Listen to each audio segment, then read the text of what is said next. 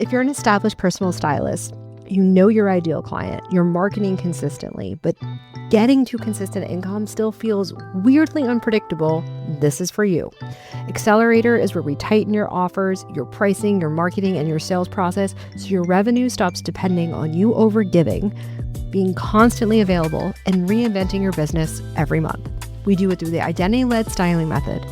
So you lead like a trusted expert, not an emotional caretaker, with a clear process and clear boundaries that create real transformation and serious profit. There are just a few spots left in this round before the doors open on March 23rd. Apply for Spring 2026 Accelerator through the link in the show notes, and I'll be in touch with next steps.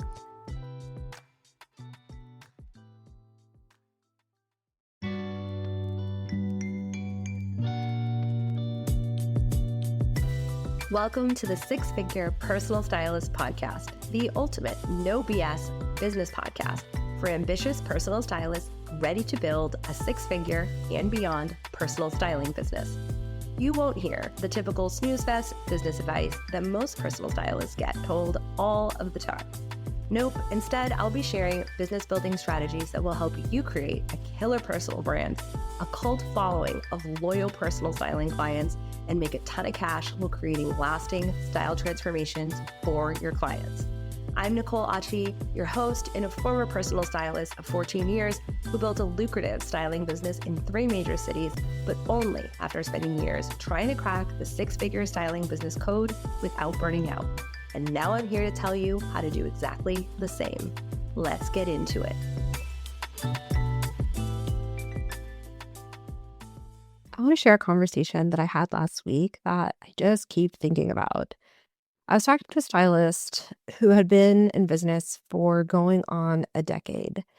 And she was telling me in our conversation that she had gotten really great client results, that she loves, deeply loves, and believes in the work that she does. She had gotten testimonials recently that had made her tear up and made her so grateful for the work she does just the week prior to this conversation. And she said to me, I feel like I'm always starting over. And it was very clearly an emotional moment for her. And it was also a very brave one, because saying that out loud when you are overwhelmed is super hard. And I knew exactly what she meant, and it kind of hit me in the gut. Because the kind of starting over she's talking about is not starting over in this like big dramatic way. Not like she burned everything down. More like every time she gets a few good months in a row, a few regular clients on a clip, something interrupts it. Life, family, an unexpected slow season, a lack of motivation to market. And when things pick back up, she's not building on like what she is already doing.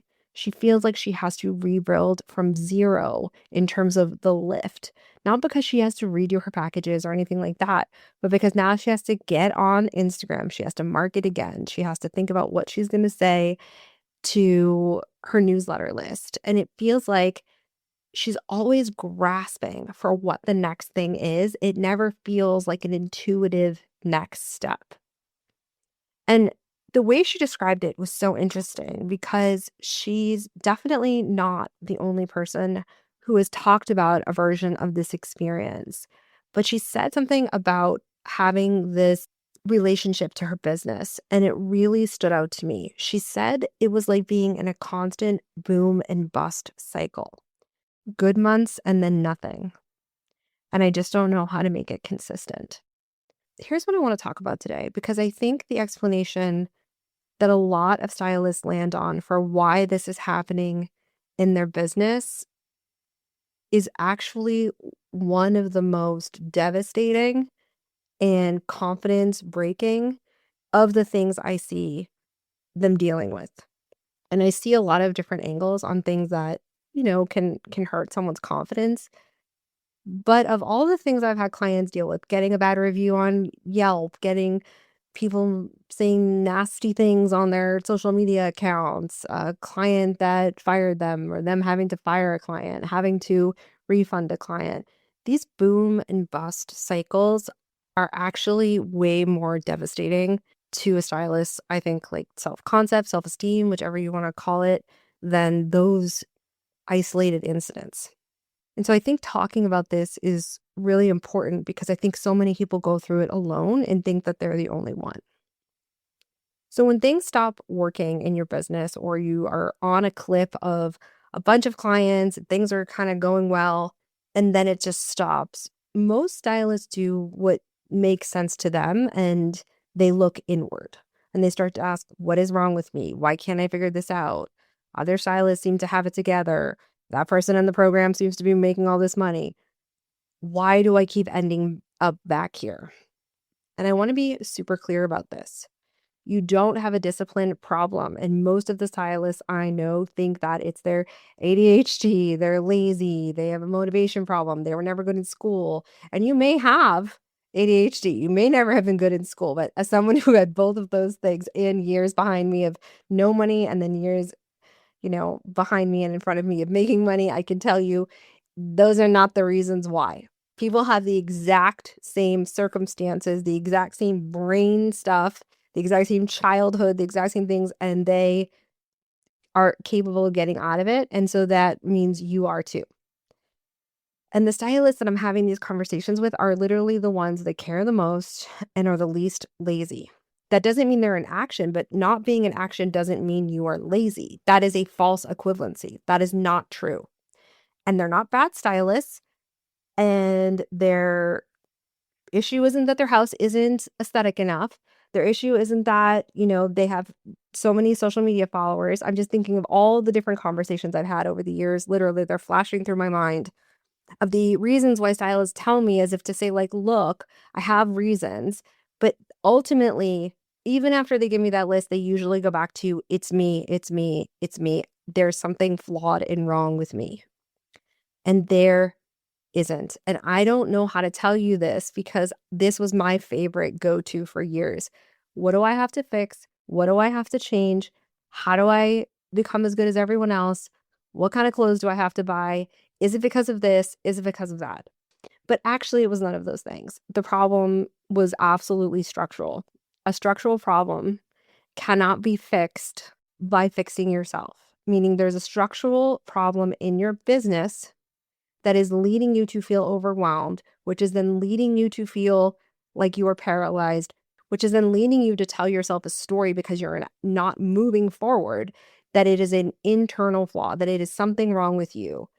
And it's not. And I wish I had realized that if I had figured this out sooner, that it wasn't, that this wasn't me taking the ultimate responsibility for myself, I would have been able to get the structures I actually needed. And here's what I want to say about that, because I was someone who was like, I really can't follow routines. I really struggle with following, step-by-step directions. I don't know if this is going to be for me. I don't believe in systems. I'm going to be bad at them. But what I thought those things meant to me personally was I'm bad at these things. I don't want to keep being humiliated by them anymore. And what I didn't understand was that when you are a business owner, you don't actually have to be publicly humiliated like maybe you were in school, like I was, because you maybe don't know how to do like the step-by-step process. You can just hire people to give them to you and then you can benefit from it. Like you don't have to suffer out here on these streets for no reason. But if you grew up thinking that you needed to struggle to be worthy, or maybe you didn't publicly struggle, but seemed like you were good at everything, right? I see this with stylists a lot who were the straight A students.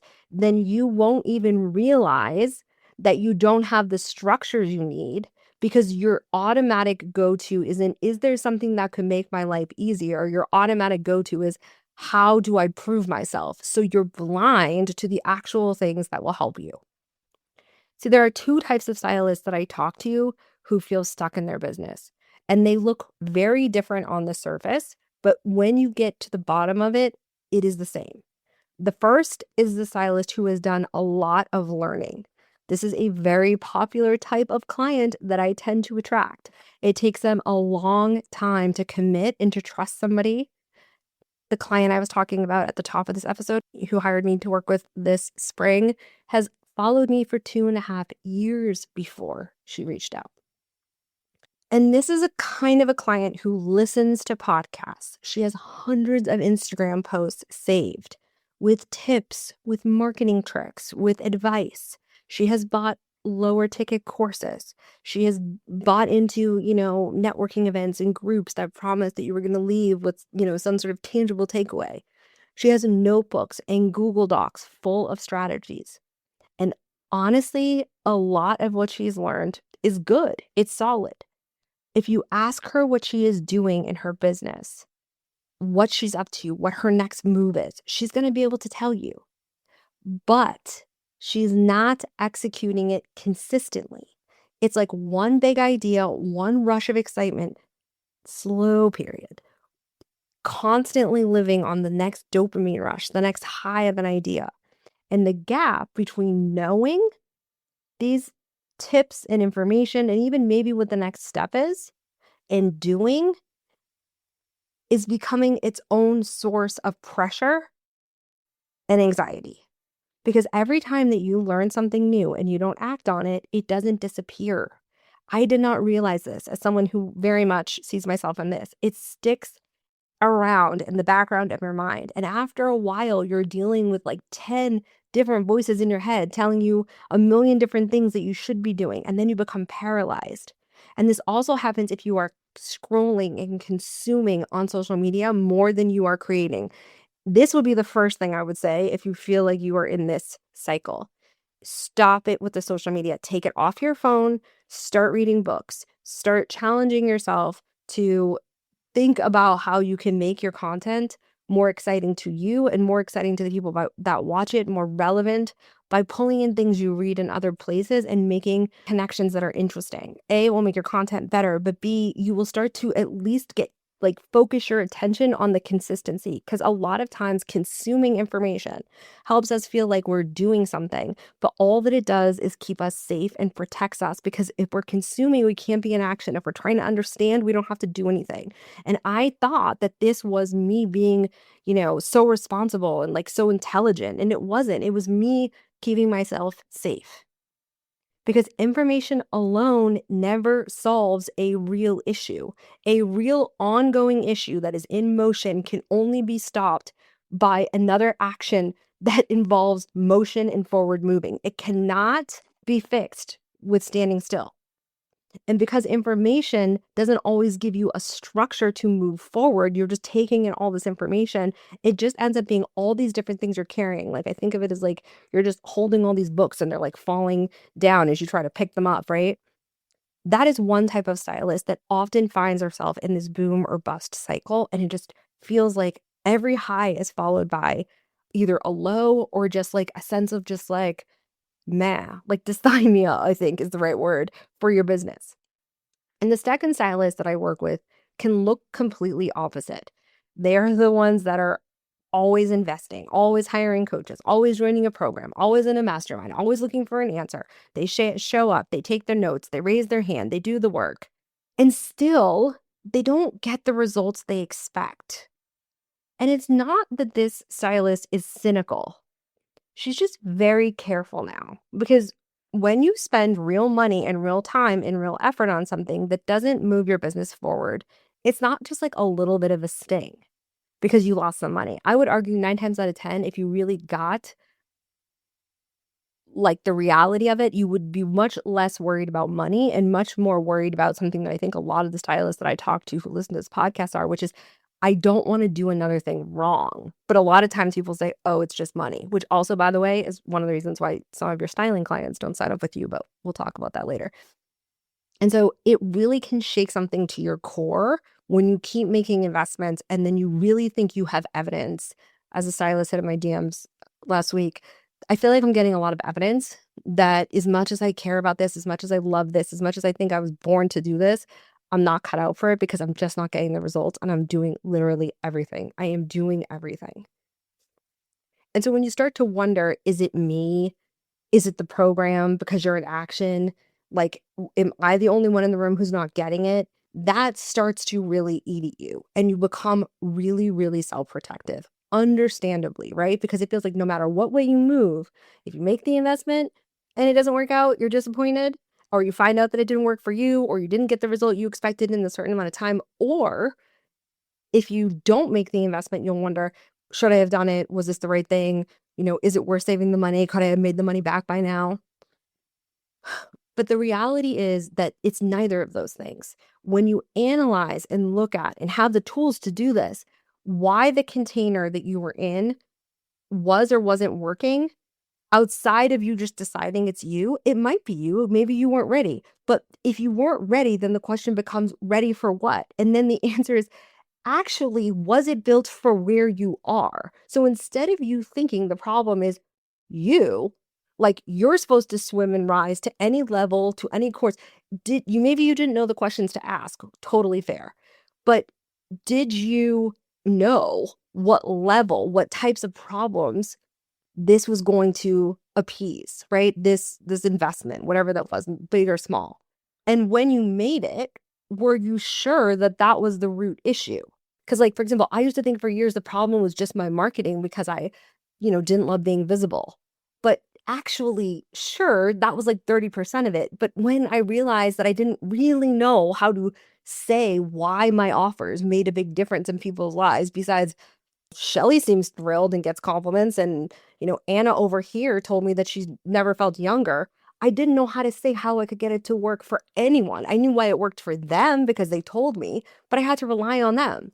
And so when you are in the place of not knowing why things work in your business or don't, of course, you're going to reach for something you think is the answer, and it might not be the right solution. Again, there was a systematic problem that you were trying to meet with maybe mindset coaching, maybe a mastermind that was kind of loosey-goosey, maybe, right? You didn't know what the right thing was going to be. Was it the marketing? Is it the pricing? Is it my visibility? Do I have a positioning? Right? You don't know. The reality is that most online programs aren't clear about what level. And this is something that the coaching industry really doesn't talk about, because coaching is about you overcoming your blocks. It's not necessarily about strategy. I am trained as a coach, and I mostly do strategy because I don't think that you can actually have effective coaching going on if the person is just thinking more about their mindset than they are doing the task. And so some containers are designed to help you think differently, and some are built for accountability, and some are built for execution, and some are built to actually diagnose what is happening in your specific business. Usually those are consulting containers. And I talk about this in an earlier episode of the podcast on how to guarantee your return on your investment. So if you're interested in that topic of like how to figure out and pinpoint what might be going on, I'm going to link it in the show notes. But I want you to get that if someone needs to diagnose something in their business because they genuinely don't know, like I said earlier, I didn't know how I was getting results, to move their business forward because they're repeatedly taking just random and wrong actions, or they're waiting for motivation to actually do something. Of course, you can leave one of these containers, like say a 6-month mastermind, feeling inspired, but still be completely stuck. Not because it wasn't great, but because you weren't aware until after that wasn't going to address the problem in your business. And when that happens, the story again is typically that stylists tell themselves afterwards that they were the problem, but they weren't. They weren't. They didn't know what questions to ask. It's not an internal flaw. It's not like now there's a honing device on you and every investment you make is going to be a mark on your character or your judgment. That's not how this works. Where you are in your business determines what you actually need. The stylist trying to get her first real paying client is not dealing with the same problems and structural issues as the stylist who has clients that they love, but can't hold her prices steady, can't stop overgiving. That is two separate problems. You don't even know you have the problem of overgiving when you don't have real paying clients, right? So how could you be in rooms having the same conversations with people at all different levels and expect that it's going to give you what you're hoping to get, right? And so giving the same problem to stylists or to people in their business in general and calling it comprehensive isn't, right? It's just not, because like we just talked about, somebody over here in this stage of business is dealing with a whole different perception of themselves and of their clients who your business should be built around than people who have a lot of reps with the right people. Doesn't mean that you're not under earning. You can be advanced as a stylist, and I need you guys to hear this because I'm having it all the time as the foundation programs start to open. You can be an advanced stylist and not be making a lot of money. Those two things are not connected. They should be if you had a business plan, but most stylists don't. So before you think that there is a problem with you or with your abilities as a stylist, let's stop and think, is it that I have a set of problems in my business because of my level of expertise that I can't fully see because, again, you're too expert, but you don't even realize you're an expert because you have made the mark of your success how much you're earning or not earning. Yes, I want you to make money, but that doesn't mean you're a good stylist. I know people that make a lot of money that aren't great stylists. That's true of everybody, doctors, lawyers. You're not unique here. So what I'm trying to get you to see is that you can't jump to the fact that it's you because 9 times out of 10, it's not. And it's really not you just being responsible for yourself because the story is actually one that you end up internalizing and hurting your own feelings with. And so what's interesting is that even though these two stylists, the ones who consume a lot of information and the ones who are constantly in action, look nothing alike, they are all dealing with the same underlying issue because the boom and the bust cycle isn't random and it doesn't belong to just one group of stylists. It is what happens when your business only functions under ideal conditions. And this is what I see a lot. When life cooperates, you can keep your business going. You can keep up your amazing marketing schedule. You can get with the program. But the moment something interrupts, everything stops. A kid is sick. You have to travel. You have a difficult client situation. A slow month gets into your head. You tell yourself you're going to start marketing. No one is liking it. Only 5 people. You don't know why the algorithm isn't pushing it out. You decide you're going to stop. You're going to try this all again. And when the business has no structural support underneath it, it interrupts everything and it resets the clock when you get into these periods. You have a great month and then something happens and you have to rebuild because you had your head down and now you have no clients on the books. And then something happens again, all over in a cycle. And eventually you decide it's you. And it's really hard. And I think super painful for stylists at the level that I'm talking about because you know you can get results. You know you can do it. The evidence is there. But when you think about where you want to be and how you would think that if you had the evidence, then the evidence in your life, the way you're living your life, the way your business feels would be different.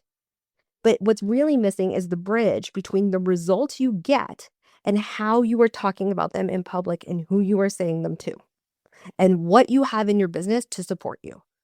Because when that bridge is missing, you will keep misdiagnosing the problem. You cannot see all the parts to make a whole picture. You're just looking at one tiny little square. And so even though you have the results over here, you have your bank account over here, right? And here's what I notice about the stylists who eventually break out of it. Because I want you to hear this part because I remember the day where someone said this to me and it literally gave me that last little bit of just like holding on until the breakthrough kind of eventually came. It's not that the stylists who break out of these boom and bust cycles never struggled. They're not the ones who necessarily have the easiest path either. They're the ones who, even after years of stopping and starting, even after the burnout and the slow seasons and all those sales calls that ghosted or didn't convert, something in them never fully lets go.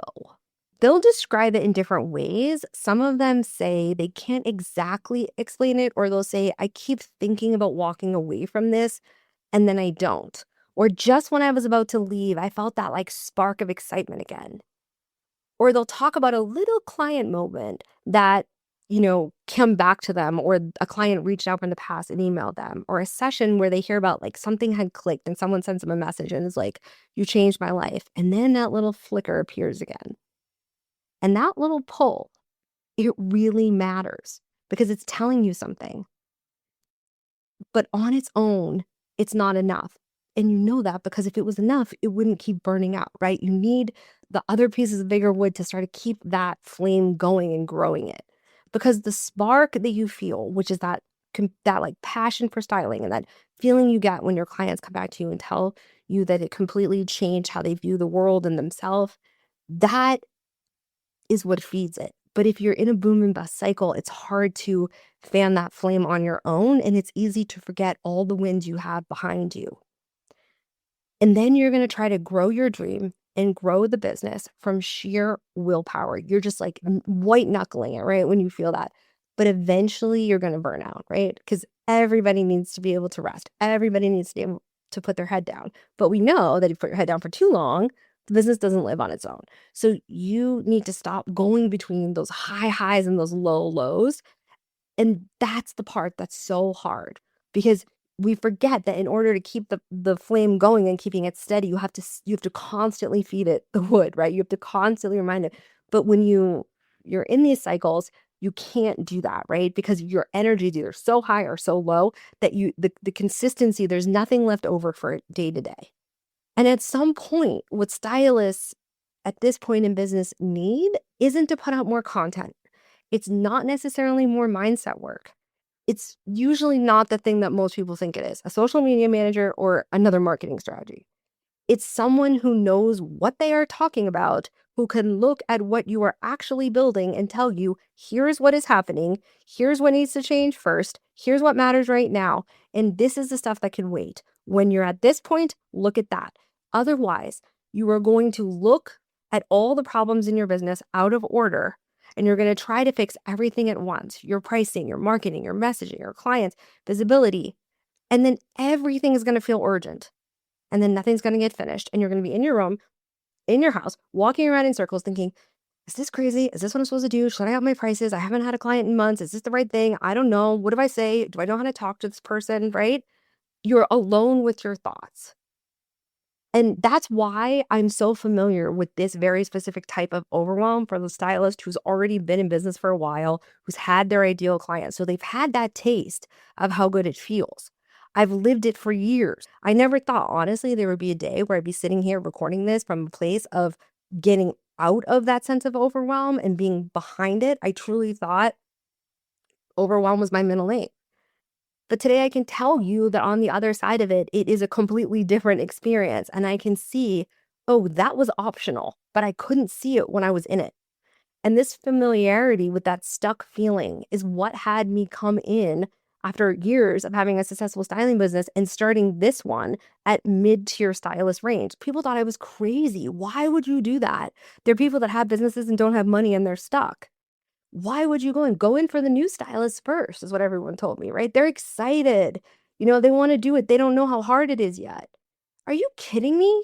You have everything you need at that point. You just need someone to put it together in the right order. And I genuinely have felt over the years like I am the right person to help you put it together in the right order because I've looked at all the orders and I paid all the money and I put it together in every conceivable way. And then I've helped hundreds of stylists, not just in the styling consultancy, but outside of it, do the same. I have always approached it from a strategy standpoint because I, like many of you, was always looking to invest in the next thing or read about the next thing. So I was always like, well, which next thing do I pick? Right? I wasn't just like, oh, this is stuck. Someone tell me what happens. I was like, let me fix this. Right?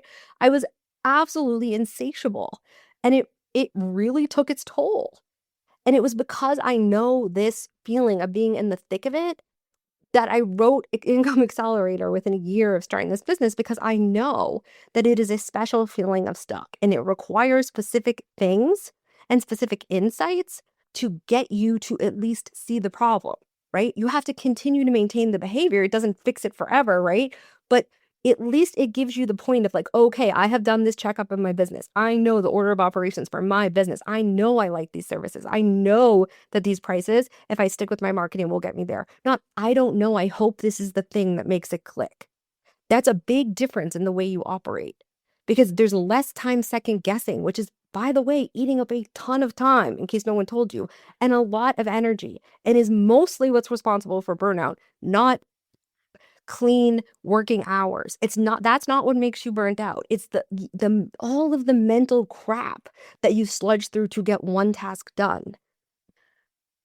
And so that's why when I created Accelerator, I was like, we need to look at the services, the pricing, the client relationships that each stylist has, the type of marketing they like to do. What kind of marketing are you going to go towards more than others that might be costing you sales? A huge conversation I'm having with the alumni of my programs right now. And so these are the things that you got to look at over time.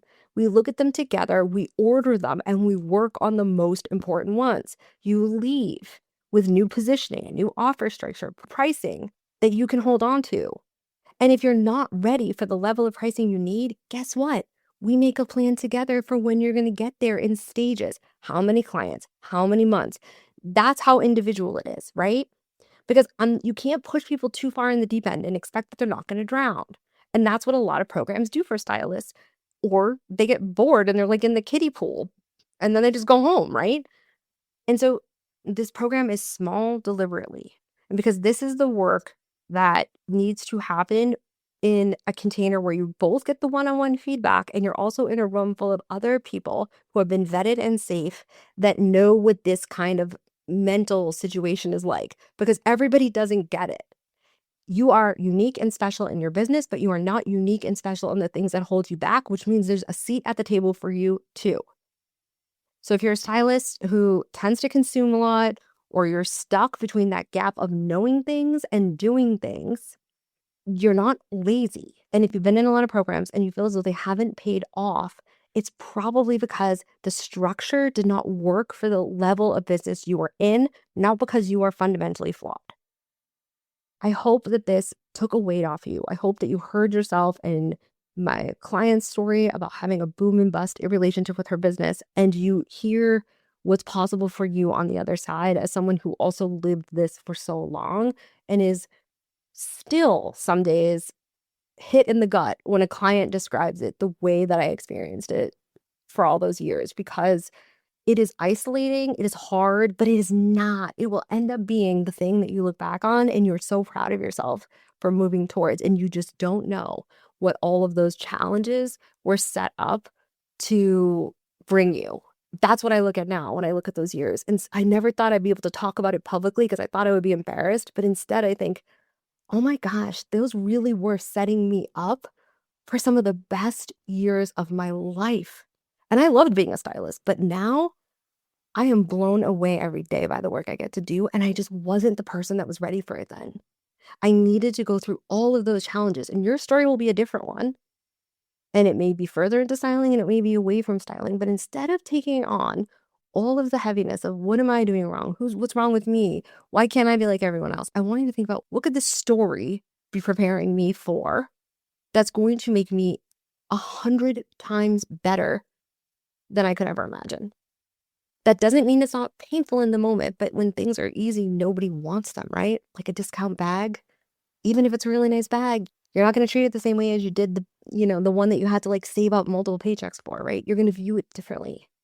Even the experience of going and getting the bag is different, right? Just stumbling upon it in the store is different than getting dressed up, going to lunch, going to the Chanel store, getting it, right? Having a glass of champagne, different experience, okay? That is completely possible. But when you are in the place where it feels like, I don't know, every day, you can't see it. You can't see what it could be like to not be digging through the bins trying to find a designer purse and literally getting to choose whatever one you want.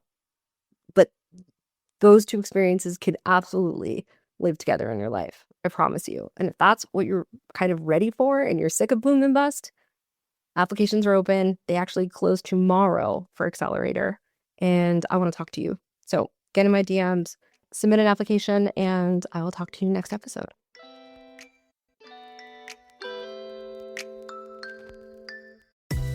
Thank you so much for hanging out with me. It turns out that social proof is actually pretty important, so if you could help me out, I'd so appreciate it. If you just had a quick free moment and could leave me a rating or review on the podcast app, that would be killer. And even better, if you wanted to share this episode on Instagram and tag me, that would totally make my day. And it would bring so much more awareness to the podcast and would help other stylists just like you who are looking to build lucrative styling business, because the better each of us does, the better all of us do. Thanks for hanging out with me, and I'll chat with you next time.